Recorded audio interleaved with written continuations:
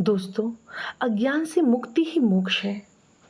आज इस वीडियो के माध्यम से हम यह जानने और समझने की कोशिश करेंगे कि मोक्ष क्या है और इसका ज्ञान कितना आवश्यक है। तो दोस्तों, इस वीडियो को ध्यान से अंत तक देखिएगा। भारतीय संस्कृति में मोक्ष को जीवन का परम लक्ष्य माना गया है। मोक्ष को ही विभिन्न दर्शनों व शास्त्रों में कैवल्य, अपवर्ग, मुक्ति, निर्वाण, स्वरूप स्थिति, स्थित प्रज्ञता, स्वोपलब्धि, परम पद व निःश्रेयस आदि कहा गया है। मोक्ष आखिर है क्या? मोक्ष का अभिप्राय क्या है? मोक्ष को जीवन का परम लक्ष्य क्यों कहा गया है? वास्तव में मोक्ष का आशय मुक्ति से है, पर प्रश्न यह उठता है कि किसकी मुक्ति और किससे मुक्ति, और मुक्ति क्यों और कैसे? दरअसल मुक्ति शब्द की उत्पत्ति संस्कृत भाषा के मुच धातु से हुई है। मुच धातु का प्रयोग छूटने के अर्थ में किया जाता है। इस प्रकार मोक्ष अथवा मुक्ति का आशय छूटने से है। जीव का जन्म और मरण के बंधन से छूट जाना ही मोक्ष है। मोह का क्षय होना या छूट जाना ही मोक्ष है। यहाँ पर मुक्ति या मोक्ष का अर्थ जीवात्मा का समस्त दुखों तथा बंधनों से छूटकर अपने शुद्ध स्वरूप में स्थित होने से ही किया गया है। वह मोक्ष वह विशेष अवस्था है जिसमें जीवात्मा सभी प्रकार के दुखों, क्लेशों तथा बंधनों से छूटकर अपने शुद्ध स्वरूप, वास्तविक स्वरूप में स्थित हो जाती है। जीवात्मा के इसी वास्तविक स्वरूप में ऋषिवर पतंजलि ने योग सूत्र 1.3 में कहा है, तदा द्रष्टुः स्वरूपे वस्थानम, अर्थात जब चित्त की वृत्तियों का निरोध हो जाता है उस समय दृष्टा अर्थात आत्मा की अपने स्वरूप में स्थिति हो जाती है, अर्थात वह मोक्ष, मुक्ति अथवा कैवल्य अवस्था को प्राप्त हो जाता है। इस अवस्था में जीव आत्मा से ही प्रेम करता है, आत्मा से ही खेलता है, आत्म क्रीड़ा करता है, आत्मा में ही आसक्त रहता है और आत्मा में ही परमानंद को प्राप्त करता है। उपनिषदों के अनुसार अविद्या, अज्ञान ही बंधन का कारण है। अविद्या अर्थात अज्ञान के कारण ही अहंकार होता है और यह अहंकार ही जीव को बंधनग्रस्त कर देता है।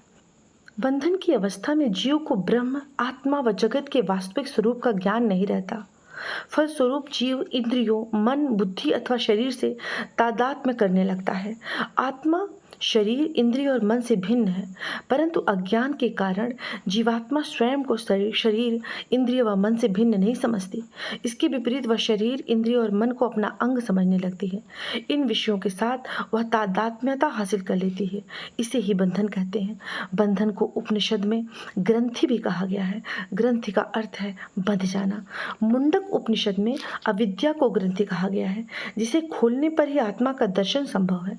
बंधन की अवस्था में मानव मन में गलत धारणाएं बनने लगती हैं। इसलिए बंधनग्रस्त, अज्ञानग्रस्त, अविद्याग्रस्त व्यक्ति अनात्म तत्व को आत्मा समझने लगता है, क्षणिक वस्तु को स्थायी समझने लगता है, अवास्तविक को वास्तविक समझने लगता है, दुख को सुख समझने लगता है, अप्रिय वस्तु को प्रिय समझने लगता है और उसके अनुरूप कर्म करने लगता है और दुखों के दलदल में धंसता जाता है।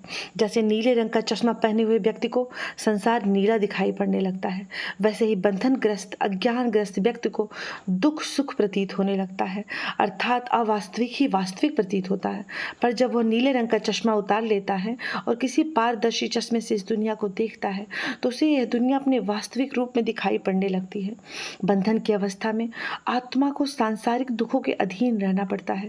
बंधन की अवस्था में जीवात्मा को निरंतर जन्म ग्रहण करना पड़ता है तथा बार बार जन्म ग्रहण करना ही बंधन है और इस बंधन का अंत ही मोक्ष है।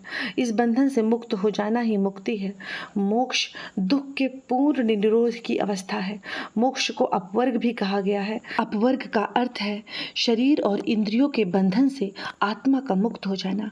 मोक्ष की अवस्था में जीव अपने यथार्थ स्वरूप को पहचान लेता है तथा ब्रह्म के साथ उसकी तादात्म्यता हो जाती है।